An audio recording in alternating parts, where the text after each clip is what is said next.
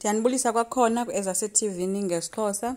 Umsimelelo noNtando bavela bebophana amanxeba emveni koba uNtando edutyuliwe engalweni ngamapolisa basethafeni ke emveni koba bebaleke kulaa ndawo yodutyulwana. So bade bemka ke babheka kwaMsimelelo kule ndawo yebusiness yakhe apho bahleli khona nefamily kaMsimelelo nabanye ke utsotsi bakaMsimelelo. Apho ke babhizi ke kukhala cheers kuyaselwa nxiliwe.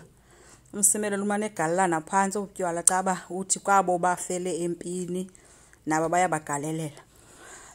Uthi ke ngoku xa sele thetha namadoda la emveni koba kukhona igwiji bebelicula ke apha bencindiswana ngumkakhe ufuneka. Wathi ke xa egqiba uthetha wathi ke kuNtando, hayi Ntando namhlanje ndiyazingca ngawe kakhulu ubu-brave ngale ndlela. Uba bekusithiwa ndiyakwazi ukwenza ngendisithi wena unyanam wena. Akazi ke uba injalo nyani ungunyanakhe. Kuthe kusemnandi kunjalo ke kusitsho igwijo elo lokudubula linokudubula phakathi ingoma yakhona. Kwavele kwatsho kanye isibhamisi kanti ngulusuku. Ufike wabiza umsimelelo ke embiza ngesiduko sakhe kuba maduna nokhala. Uyenza kanjani into yokubulala uJqeberha ngoba bekuyimolu yethu leyana pha etsho ke elapolisa liswelekileyo. Umsimelelo uthe if besingambulelanga ngabe sejele ngoku. Uluza ukuthi ebuphelile kubuhlobo bethu. Watsho emvathela ngesibhama emjula phansi wabe ebiza uNtando ephuma naye. Uzile kufuneka egijime ezotsala umsimelelo wakhe emphakamisa.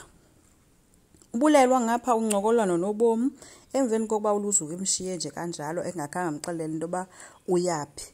So uyambalisela ke into yoba andonwabanga apha mafungwashe uluzuko zange ndonwaba oko wathatha abafazi ayonto yangoku lento. So ivele ke ngoku lento yawesi ngoku sezothatha unkosikazi wesine. Unobomi uthe mama kudala utata wamluza ayonto yangoku le into yakudala le. Umbuzo ke ngoba ke uluzuko njengoba ethe uzawukhansilisha umtshato kaNathi ubethetha inyani nakubulelwa okanye zizinto ahlale ezithetha ezikubulelwa. Ave ndirhalela into yoba kube kanti njengoba uluzuko edlala ngobulelwa nje kanti oyena muntu omzalele abantwana abangabakhe ngobulelwa ngoba aba bakazimkhitha bayakrokrisa xa uNtando sisazi into yoba ngokaMsimelelo. Iphinde unosuku akafumani bantwana. Nanku ngapha uAnathi ulele nonyanakhe ongenzeka umntana azamfumana pha ngonyana. Ongenzeka boyena muntu omzalela abantwana abangabakhe apha kubulelwa la amgezelayo. But ke ake siqhubeke silinde sizophinde sibone. Enkosi ngicela siqhubeke subscribe, like, singakhomenta futhi bye.